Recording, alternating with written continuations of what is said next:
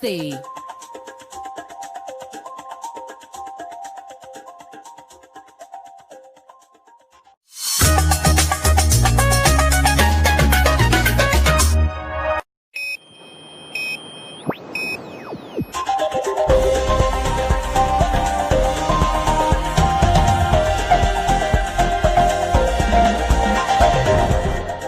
Today on One, your daily dose of local affairs and social media commentary. Today on One, UNAM official threatens SGBV protesters with violence. Members of the media assaulted at SGBV march. Transport Association members aggrieved by illegal operators. And footballer Tiberius Lombard enjoys life in Zambia.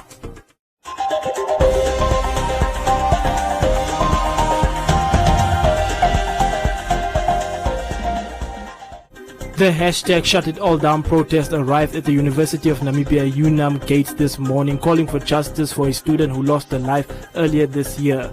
Rejoice Shock Valeka was a UNAM student who was murdered in Chumep. The protesters were blocked by UNAM staff members at the gate and denied entry. After 3 hours, the protesters managed to force their way through the gate. You are just provoking this. Don't provoke me. Provoking. I could have beat him in front of the police. That's a threat, sir. Are you threatening officer, this man just threatened me. I call the police officer. You just threatened me. You're just gonna stand there. You are the people that are... Of the University of Namibia is they basically just explained their comments over students they just left. This one specifically told the girl who was wearing the dress this length that this is the reason why they get raped. And we feel that it's very disingenuous and it basically speaks against the competencies of the entire university and their staff. That the security guards at this university look at females and they target them and they tell them that look at what she's wearing. Like, is that normal? That's why my penis will fall out of my pants. He's literally like, look at her, oogling her with his eyes. It's ridiculous. We're shocked as well. Very shocked that someone's supposed to protect these people is looking at them like that and would assault them potentially. So the University of Namibia, the management has barred students from accessing campus. They don't want any student carrying a poster to enter campus. We don't understand what provision is there to allow management to bar students from entering campus. But we are here going to demand that they open the gates so that we enter campus, as is our right to do so. We pay school fees. We're students registered at the university and we have the right to come on campus and express our views as best as we see fit. A University of Namibia Student Representative Council member also tried to block the protesters, but was informed that he has no right to stop them from protesting. SRC does not represent us. No. Who do I represent? No one. You don't represent us. Okay, so what do you mean?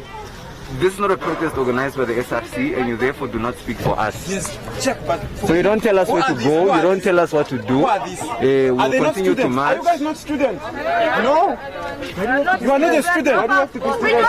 This one change. We want the women to be safe in the university. You are not a student and you are here. Check me. Look, your reasoning. Listen. No justice! No justice!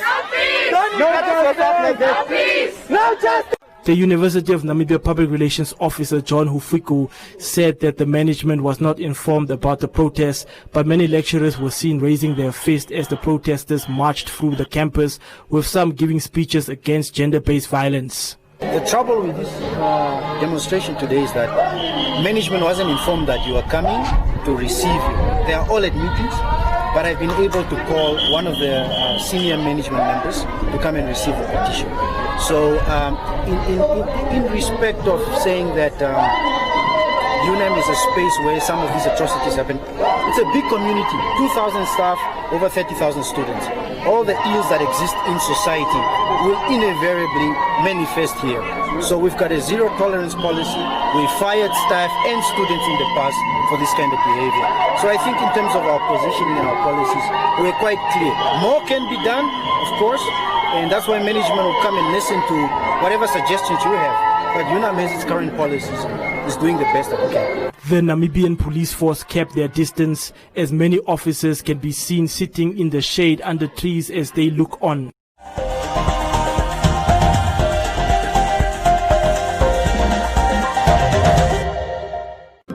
I'm in a meeting. Hi, everyone. Oh, hi. Hi. Okay, let's get right into it. Can we talk about the Q2 fiscal report? Ricardo, what do you have for us? Thanks, Pewa. Well, it's clear we're feeling the economic headwinds. Profits have leveled and we're... First place! Sorry, guys, it's my dad. Did you hear? I'm in first place. And I just broke the lap record. Dad? I'm a bit busy here. Oh. Okay. Where? Oh, sorry. 2020 just got crazier in a good way. You can now enjoy fast, reliable and uncapped internet at 25 megabits per second with Speedlink Light Plus at crazy prices starting from as little as 898 Namibian dollars. Telecom Namibia. Sharing your world.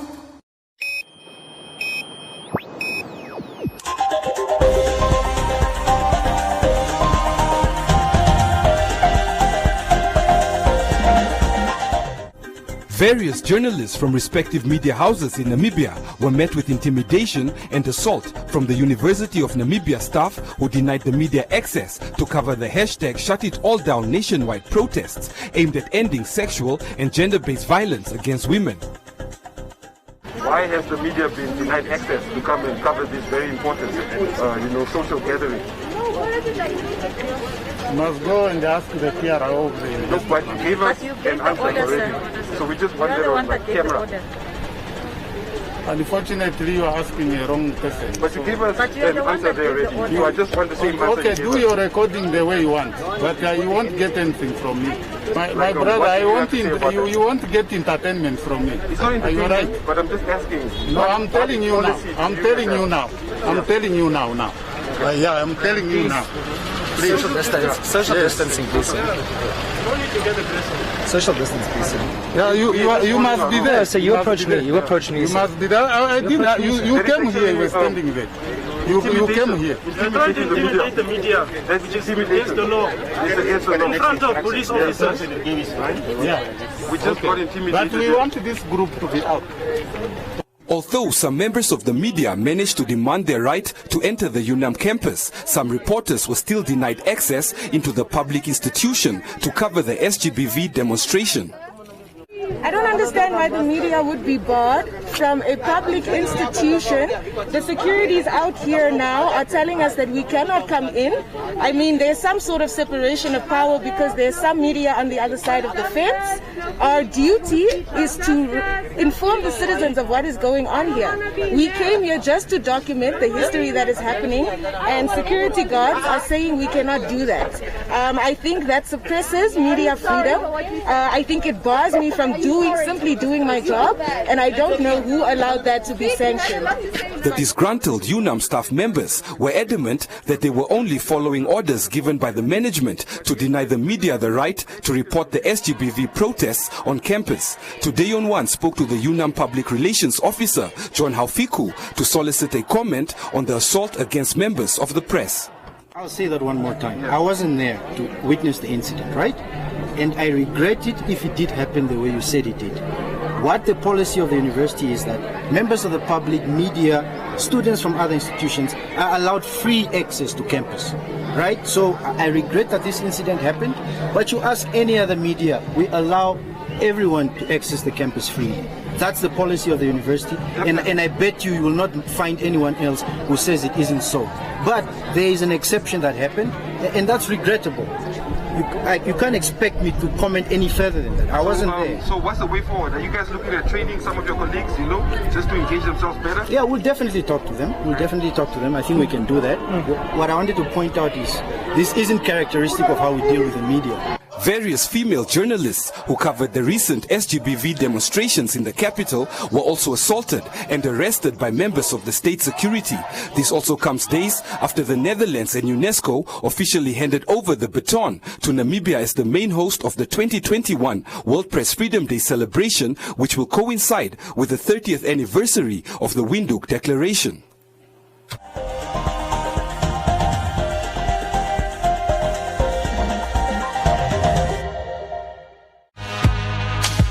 I'm feeling so bad because of I have been arrested. We are trying to sell to provide our kids with food, but the police, they come to arrest us. I was literally apprehended in Independence Avenue. I mean, there was no prior communications with the police or with Bonn or Benga Namibia. These guys literally just apprehended us on surprise. And when you are talking in a manner that is exaggerated about brutality in this country, I should ask you in which country you live. Yes, I can confirm that indeed there were 2 cell phones that were found after a search was conducted at the cells that the Fish Road accused us taking. Do you understand the amount of money that the government has spent on the fight against COVID-19? Could they have spent 300 million on tracing people and managing people? Is that even possible?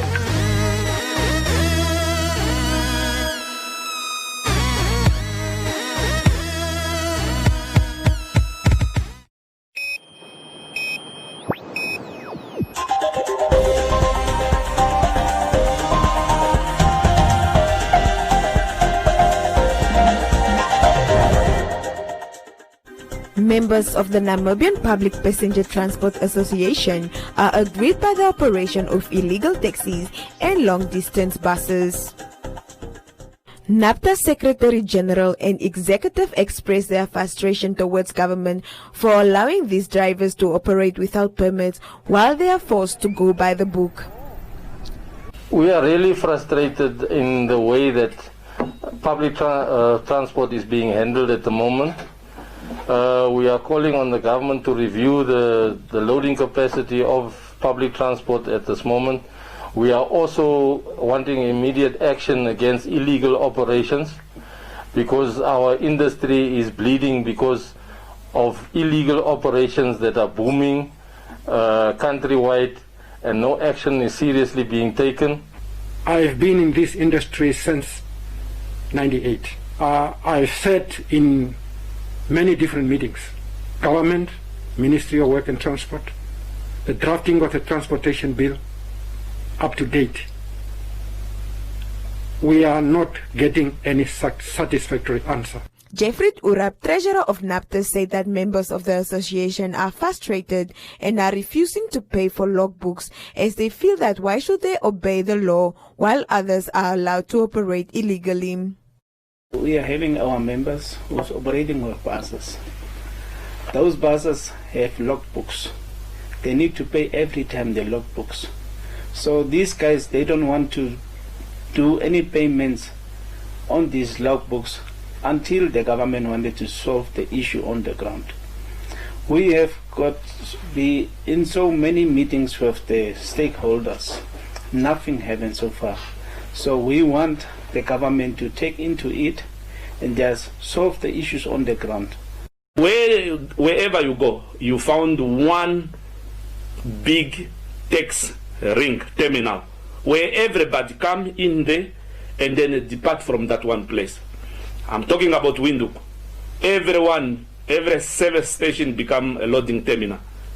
And these things is a political, we need to talk about it every time. They are not seeing it. Even a tourist when he come, they are confused, they don't know. And I don't know, there's master plan of the town, those kind of things. We give them even a suggestion, we give them plan. They don't want to implement. Kalome further said that they had consulted the Ministry of Transport and the government on several occasions, but nothing is being done and they are at the verge of taking the law into their own hands.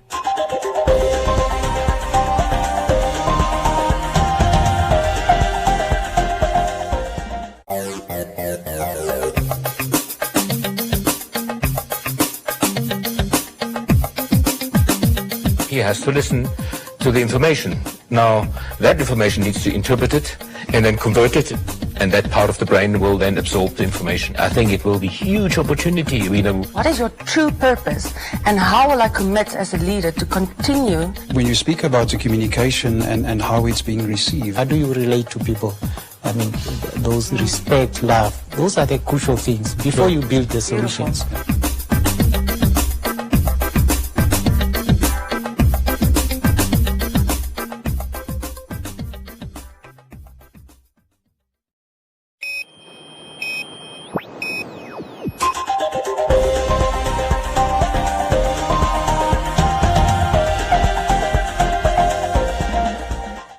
After solidifying his position at his Zambian club outfit Zanaco Football Club, Namibia's hard-tackling defender Tiberius Lombard is enjoying a stint in the Zambian Super League. Speaking to Today on One Sports Desk, Lombard expressed his gratitude towards the support from his fans in Namibia, adding that it keeps him performing at high levels. With a number of national players playing abroad, Lombard also explained the importance of having foreign players in a national team, citing his wish to assist more local players secure contracts abroad. As a football player, and the love that I get from the young ones, and my fans and my friends, and I really want to achieve a lot.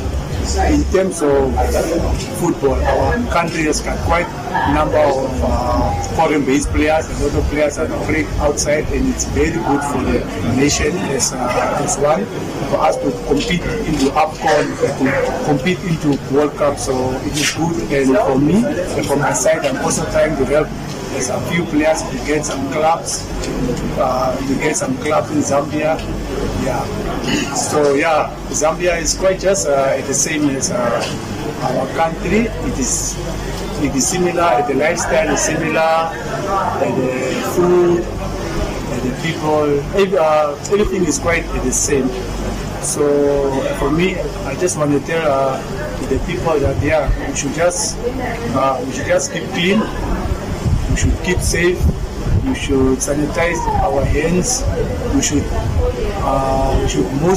just go out when it is like really needed to go out. So everything is going to be well. And to the people who have been behind me for this whole time, I'm saying very thank you for the support. The Football Association of Zambia in July decided to end the 2019-2020 Super League season after round 27, as according to the association, clubs failed to follow the protocols to stop the spread of the COVID-19 pandemic. Zanaco FC is currently back to camp, but Namibian international Lombard expressed his frustrations after the league was cancelled. It's been a very difficult year for us in terms of football with the pandemic. The league started off very well, but then we had to be stopped because of the COVID, and we have been home for 4 months. And it was not good. It was affecting us because football is what we do for living. So we had to go home, workouts from home. But luckily, we resumed back to the league and we played some few games. But while we were into the league was cut off again because of the same COVID. But now we are back to camp. We are back into the pre-season, and now we have started again. So the league will start in October. What motivates me so much is where I come from and what I want to achieve. Lombard recently missed out on a call-up for the Brave Warriors in the international break where Namibia played South Africa, but is confident that he will be back to play internationally.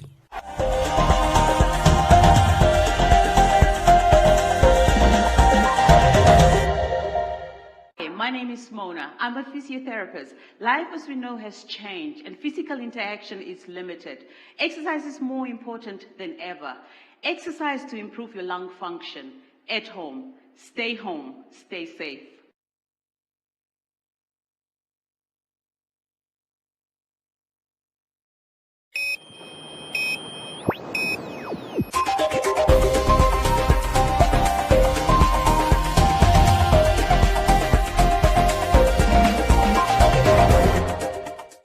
In other leading stories, outgoing British High Commissioner Kate Irie paid a foul courtesy call on President Jacob yesterday, at which she informed the head of state that during her tenure, assistance to Namibia from the British government has doubled over the years.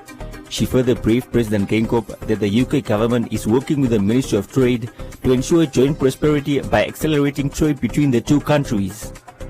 The High Commissioner further said that many Namibians have been affected by the COVID-19 pandemic and that they will avail assistance to families in the form of food and medical aid through the International Red Cross Society.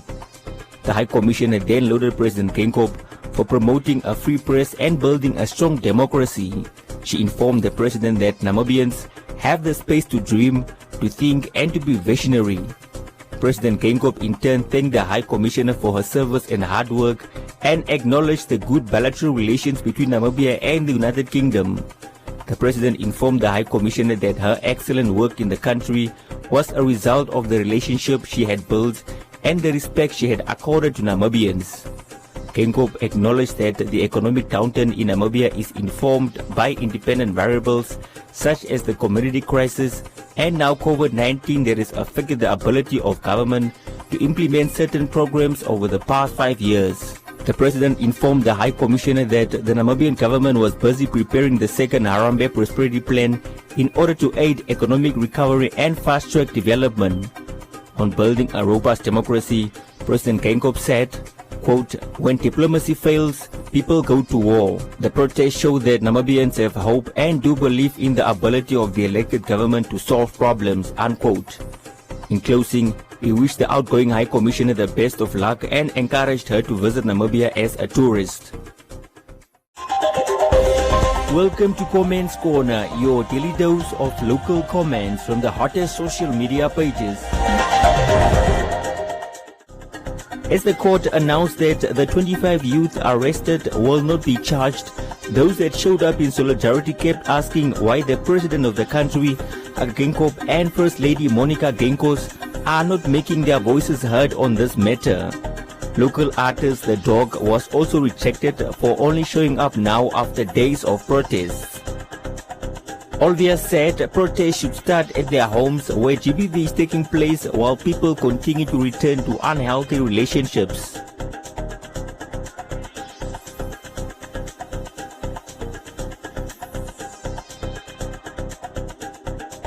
Madonna is against The Dog's appearance at the demonstration, stating that he should have been there from the start.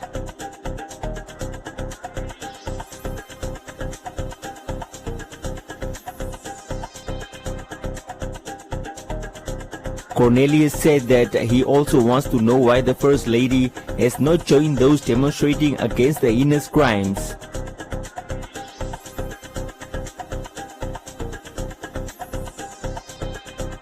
Nara said that she is together with the youth on this one. Melchizedek said that there is a better way to solve the problem than fighting each other.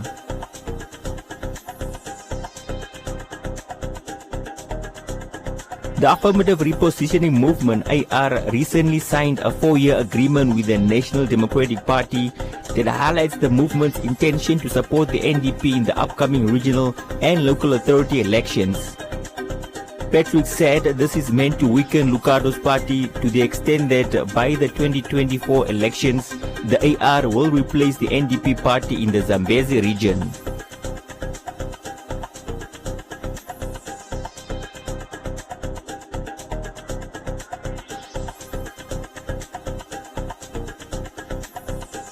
Kaengeli said strategy in politics is essential.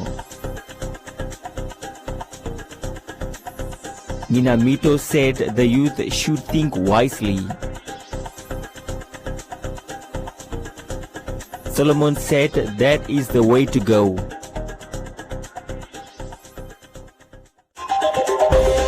And that is all from Comments Corner. Be sure to post your comments on our social media pages for broadcast every day only on Today and One.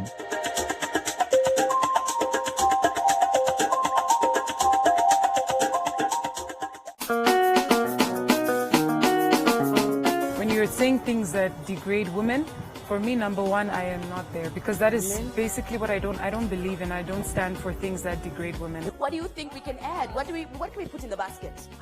First of all, let's put Blossom back in the basket. Look at the person like, man, let's do a song. Let's do something. Just let's like collaborate. Let's collaborate. Africans were claiming us. Yes, exactly. To the rest of the world, they belong to us. Namibia, Baba, Namibia. I'll help you carry on.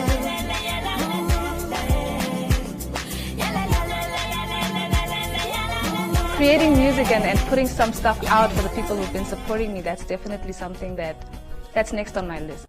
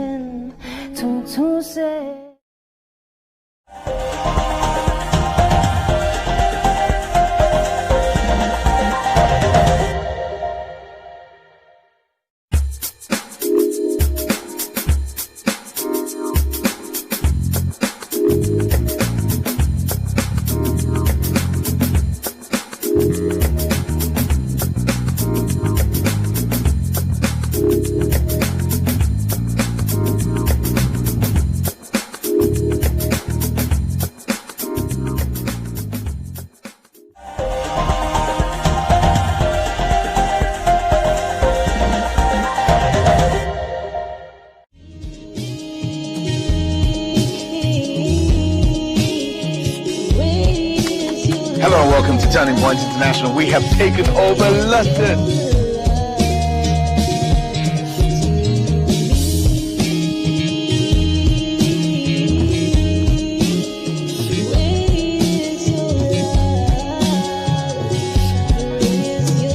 For 10 years I did it and I got burnt out. Over time, eBay developed an addictive personality to escape depression. There's some people, they take medication and it actually doesn't work for them.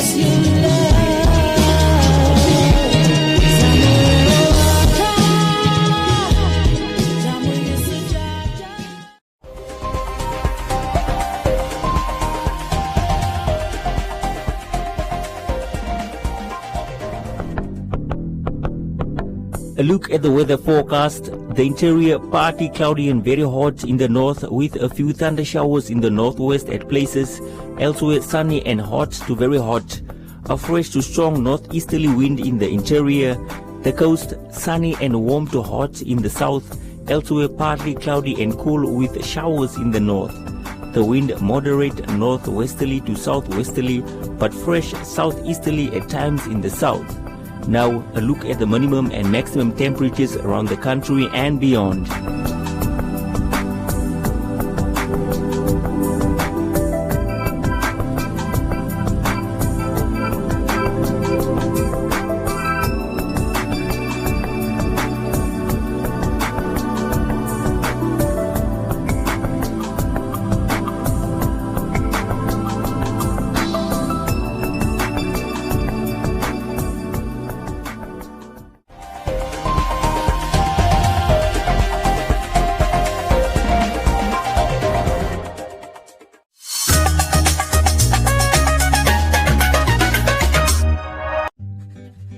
Prevention is important. Help prevent the spread of illness and keep yourself and others well. Hand washing is one of the most effective ways of preventing the spread of germs. Wash your hands regularly with soap and hot water, scrubbing your hands thoroughly for at least 20 seconds. Hand sanitizers can be used but are not recommended as a substitute for hand washing. Use sanitizers in addition to hand washing or in a situation where soap and water are not available.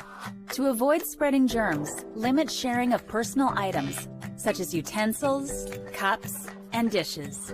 Your skin acts as a barrier to germs, but your eyes, nose, and mouth are more vulnerable. Wash your hands thoroughly before touching your face, eating, or drinking. Avoid physical contact with others, including handshakes, fist bumps, high fives, hugs, and kisses. Social distancing is deliberately increasing the physical space between people to avoid spreading germs. While regulations may vary by country or area, The best guideline for social distancing is to maintain a distance of 6 feet from others. Germs can travel through the air from one person to another. If you sneeze or cough, do so into a tissue or the inside of your elbow to prevent the spread of germs. Avoid contact with ill individuals and insist they isolate themselves until they have recovered and are symptom-free. Clean and sanitize frequently touched common surfaces and high-traffic areas in your home and workplace several times a day. Share these guidelines with others and help prevent the spread of illness and maintain a healthy environment. An ounce of prevention is worth a ton of cure.